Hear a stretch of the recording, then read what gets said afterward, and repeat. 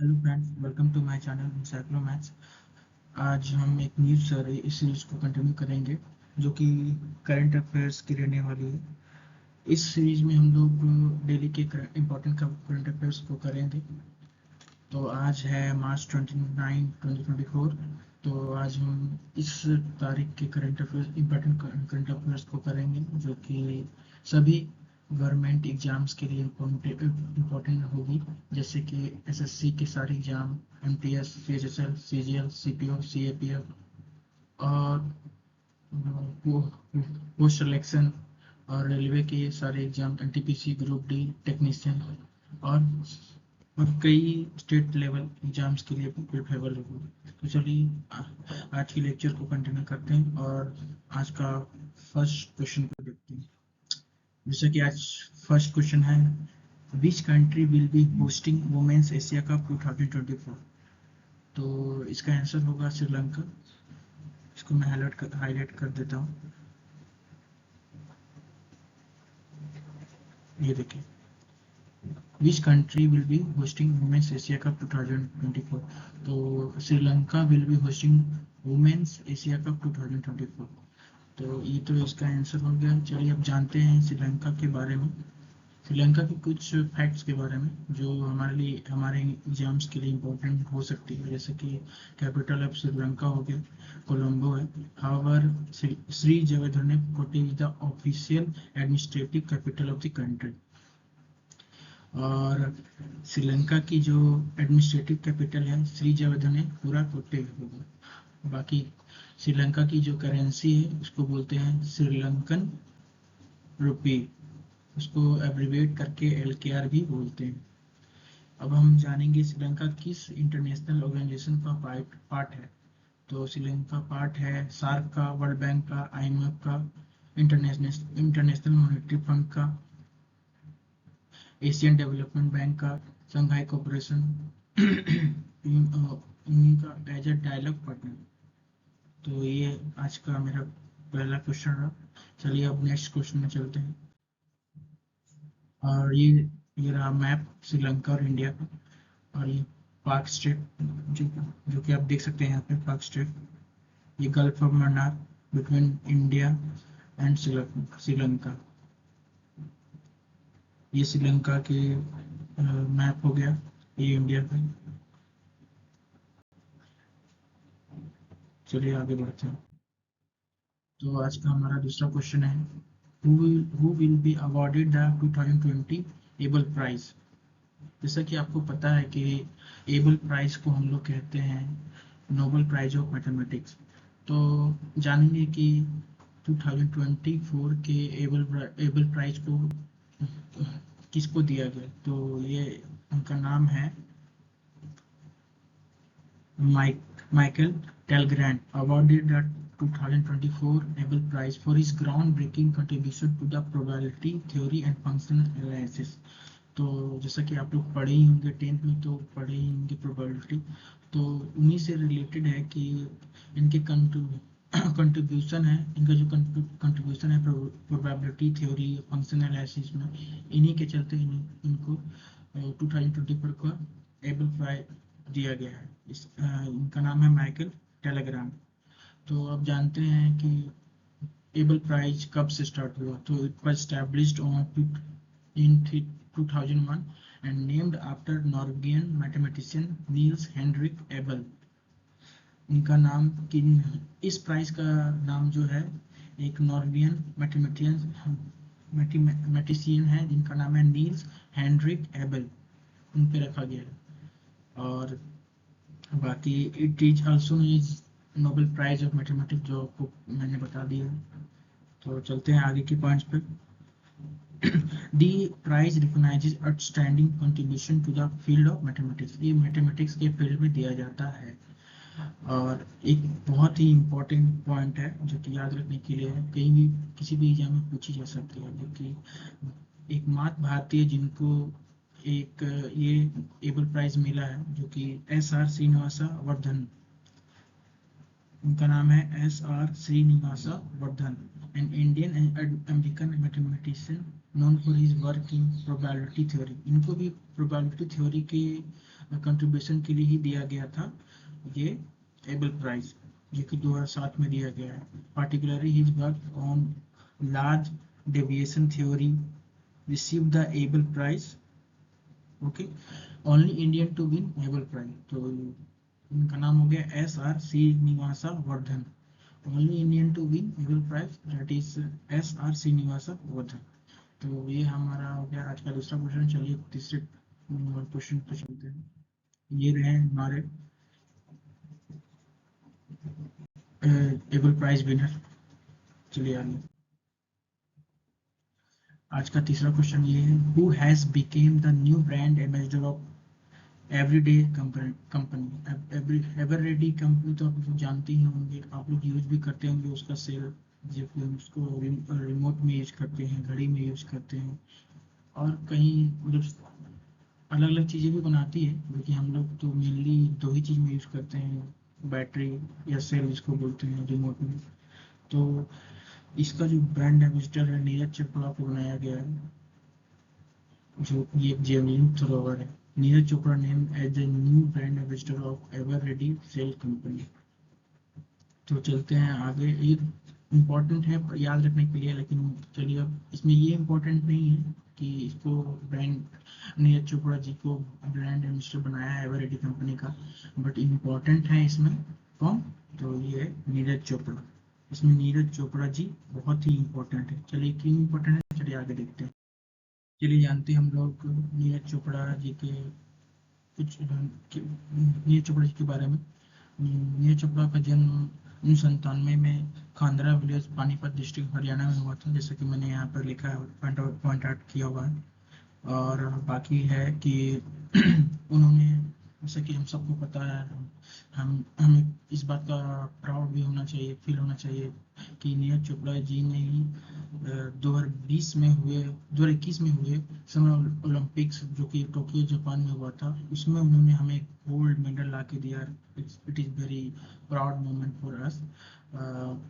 उन्होंने 87.58 metre javelin को throw किया था, और एक ये वर्ल्ड रिकॉर्ड भी बन गया ओलंपिक्स में, और उन्होंने हमें गोल्ड मेडल ला के दिया. बाकी नीरज चोपड़ा जी ने कुछ अवार्ड्स को भी जीता है, जैसे कि अर्जुन अवार्ड 2018 में. Arjun award is one of the highest honor for sports excellence in India and is awarded annually by the Ministry of Youth Affairs and Sport. इस इस अवार्ड को, जो अर्जुन अवार्ड है, इसको दिया जाता है by the ministry of youth affairs and sports. बाकी नीरज चोपड़ा जी को पद्मश्री भी मिल चुका है 2019 में. It is the highest civilian award in India. Neeraj Chopra ji ने राजीव गांधी खेल रत्न अवार्ड भी जीता है, जो कि इंडिया हाईएस्ट स्पोर्टिंग ऑनर है, जो कि 2018 में इन्होंने जीता है. चलिए ये हमारा क्वेश्चन हो गया. अब अगले क्वेश्चन की ओर बढ़ते. हमारा अगला क्वेश्चन है, विच हाई कोर्ट स्ट्राइक्स डाउन मदरसा एजुकेशन एक्ट. तो इसमें कहा गया है कि इलाहाबाद उच्च न्यायालय की लखनऊ पीठ ने UP board of Madrasa education act 2004 को असंवैधानिक घोषित करते हुए फैसला सुनाया है कि यह धर्मनिरपेक्षता के सिद्धांत का उल्लंघन है. और साथ ही साथ ये आर्टिकल हमारे संविधान का आर्टिकल नंबर 14, 15, 21 ए को वायलेट करता है. और साथ ही साथ section 22 of the UGC grant act 1956 को भी ये वायलेट करता है. और साथ ही साथ इलाहाबाद हाईकोर्ट ने यह कहा है कि धर्मनिरपेक्ष राज्य के पास धार्मिक शिक्षा के लिए बोर्ड बनाने या केवल किसी विशेष धर्म के लिए स्कूली शिक्षा के लिए बोर्ड स्थापित करने की कोई शक्ति नहीं है. तो इसे इलाहाबाद हाईकोर्ट ने अनकॉन्स्टिट्यूशनल डिक्लेयर कर दी. तो चलिए हमारे अगले क्वेश्चन की ओर. नेक्स्ट क्वेश्चन की ओर. ये हमारा नेक्स्ट क्वेश्चन है, जिसका नाम है recently a bridge name Baltimore collapsed. This bridge is present in which country. तो इसका आंसर तो होगा यूएसए. और ये this bridge is present in Maryland USA, जैसे कि मैंने यहाँ पर लिख कर रखा है। और इस ब्रिज का टोटल लेंथ है 2.6 किलोमीटर, बिल्ड ऑन पेटास्को रिवर, जो कि मैरीलैंड में है। और ये जो इंसिडेंट हुआ, एक massive cargo ship collapsed into Baltimore Francis Scott Key bridge. इसका अदर नेम है, बाल्टीमोर ब्रिज का अदर नेम है फ्रांसिस स्कॉट की ब्रिज। तो ये हमारा ये क्वेश्चन। चलिए अगले क्वेश्चन की। Which country's parliament passes bill to legalize same-sex marriage? तो इसका आंसर होगा थाईलैंड। इसका आंसर आपको पता चल गया है कि ये थाईलैंड होगा। और चलिए अब कुछ बातें हम लोग जानेंगे कि थाईलैंड के बारे में। तो इसका जो थाईलैंड का जो कैपिटल है उसका नाम बैंकॉक है, और करेंसी यहाँ पे थाई बात चलती है, थाई बात। तो इसका नेक्स्ट पॉइंट हम लोग देखेंगे। Thailand became the first country in South East Asia to do so. तो ये जो इस डिसीजन से Thailand became the first country in South Asia to legalise same sex marriage. तो 500 member of House of representative voted to pass the bill called, इस bill का वहाँ पे नाम है मैरिज इक्वलिटी बिल। साथ ही साथ रसिया के बारे में भी जानेंगे। रसिया अगेंस्ट है एलजीबीटी कम्युनिटी के अगेंस्ट, और कोई भी मूवमेंट के अगेंस्ट जो एलजीबीटी और सेम सेक्स मैरिज से रिलेटेड है। तो Russia adds LGBT movement to list of terrorist organisation. तो रसिया ने कहा है कि कोई भी एलजीबीटी मूवमेंट को आगे बढ़ाएगा उसे हम एक टेररिस्ट ऑर्गेनाइजेशन का नाम दे देंगे। चलिए हम अगले क्वेश्चन की ओर चलते हैं। अगला क्वेश्चन है ये स्पोर्ट्स से रिलेटेड है question. Which IPL team scores maximum runs in a single match in IPL history? जिन्होंने परसों वाला मैच देखा, कल वाला मैच देखा होगा, तो वो तो जानते ही होंगे इस क्वेश्चन का आंसर। बड़ा ही रोमांचक आंसर था, कोई मैच था वो। तो इसका आंसर है which IPL team scores a maximum runs in single match in IPL history. इसका मतलब है कि इसका आंसर है सनराइजर्स हैदराबाद। सनराइजर्स हैदराबाद ने 277 रन की पारी खेली 20 ओवर्स में, और मात्र 3 विकेट ही गिरे उनके। SRH also recorded maximum number of sixes in a T20 game in IPL। SRH ने एक नया रिकॉर्ड भी बनाया, जिसके तहत ये बोला गया कि SRH एक पहली ऐसी टीम है जिसने एक पारी में मैक्सिमम नंबर ऑफ सिक्स मारे। तो ये रहा पहला क्वेश्चन स्पोर्ट्स से रिलेटेड। चलिए दूसरे क्वेश्चन। दूसरा क्वेश्चन है ये फुटबॉल से related. Who is the first Indian player recently achieve the feet of playing 150 matches in international football? वो कौन सा ऐसा प्लेयर है जिसने कि 150 मैचेस खेले हैं इंटरनेशनल फुटबॉल? तो और कौन है ये? हमारे सुनील छेत्री भाई हैं, ये इंडिया की तरफ से खेलते हैं, इंडिया की तरफ से खेलते हैं। ये कप्तान भी है हमारे फुटबॉल टीम के। चलिए हम जानते हैं फीफा के रैंकिंग के बारे में। तो FIFA ranking of India is 117 rank है। हम लोग सोच लिए कितना पीछे हैं, हम बहुत आगे जाना है। और जो फर्स्ट रैंक है वो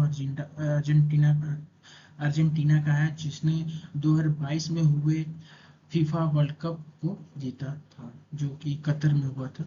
तो जैसा कि मैंने बताया अभी कि FIFA world cup 2022 2022 was happened in Qatar, and next FIFA World Cup 2026 will be commencing on July 11 to July 19, 2026 in North American countries like Canada, Mexico, United States। तो जो फीफा का वर्ल्ड कप है 2026 वाला, वो north American countries करेंगे, इसमें कि Canada भी आता है, मैक्सिको भी आता है, यूनाइटेड स्टेट्स भी आता है। तो 2026 FIFA world cup will be the first world cup hosted by 3 countries. ये 2026 वाला जो फीफा वर्ल्ड कप होगा वो ऐसा वर्ल्ड कप होगा जिसे होस्ट करेगा 3 कंट्रीज मिलके, that is Canada, Mexico, United state. तो हम लोग जानेंगे फीफा के चेयरमैन और या प्रेसिडेंट के बारे में, जिनका नाम है जियानी इन्फेंटिनो। ये पूछ सकता है सवाल। ये मोस्ट इम्पोर्टेंट जो सवाल बोलेंगे 2023 के एसएससी एग्जाम्स में ये वाली है। ये कम से कम नहीं तो फिर 30 टाइम्स पूछी होगी, ये मोस्ट रिपीटेड क्वेश्चन होगी स्पोर्ट्स से related. FIFA world cup 2022 happened in which country, that is Qatar. तो चलिए हम नेक्स्ट क्वेश्चन की ओर बढ़ते हैं। नेक्स्ट क्वेश्चन है हमारे हिस्ट्री से रिलेटेड। हिस्ट्री से रिलेटेड जो कि एक करंट अफेयर्स बन चुकी है अभी। Recently Swami Smaranananda passed away, he was president of which spiritual mission of India. तो इसमें कहा गया कि स्वामी समरानंदन जो उनका देहांत हो गया वो किस स्पिरिचुअल मिशन ऑफ इंडिया से रिलेटेड थे। तो इसका आंसर है Ramakrishna mission. Ramakrishna mission, Ramakrishna mission. Swami Sarmanand was the president of Ramakrishna Mission, which was started by Swami Vivekanand. जो स्वामी समरानंदन was the president, वो प्रेसिडेंट थे किसके, रामकृष्ण मिशन के, जो इनका जो कि स्टार्ट किया गया था स्वामी विवेकानंद की ओर से। It is Hindu spiritual and charitable organisation founded on 1897 by Swami Vivekananda. इसे फाउंड किया गया था 1897 बाय स्वामी विवेकानंद। तो Shrimad Swami Smaranananda passed away at the age of 95, उनकी आयु थी 95, और he took over as 16 president of the Ramakrishna mission in 2017। तो इन्होंने 16 प्रेसिडेंट ऑफ रामकृष्ण मिशन 2017 में ज्वाइन किया था। तो चलिए अगले क्वेश्चन की ओर। Recently, Election Commission of India launched an app through which they can keep an eye on ongoing Lok Sabha election. इसमें इस क्वेश्चन में कहा गया है कि रिसेंटली जो इलेक्शन कमीशन है हमारे इंडिया की, तो उन्होंने एक ऐप को लॉन्च किया है to keep an eye on ongoing Lok Sabha election. तो हमारे, जैसा कि आपको पता है कि हमारे लोकसभा इलेक्शन आने ही वाला है, तो उस पर नज़र रखने के लिए इलेक्शन कमीशन ऑफ इंडिया ने एक ऐप को लॉन्च किया है, जिनका नाम आपको बताना है। तो उसका नाम है सी विगिल ऐप। सी विगिल ऐप है इसका नाम।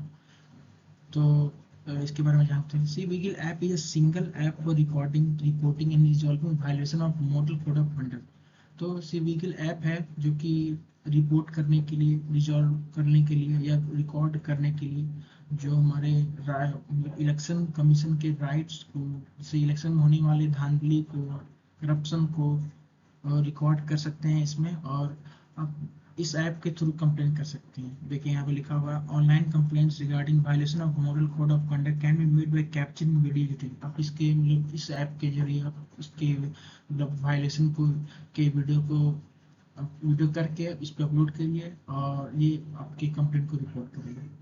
तो अगेन जानेंगे chief election commission of India. Who is the chief election commission of India? तो Rajiv Kumar is the chief election commission of India. ये देखिए जो इलेक्शन कमीशन ऑफ इंडिया ने जो ऐप लॉन्च की है उसकी लोगो ऐसा है, आप देख सकते हैं।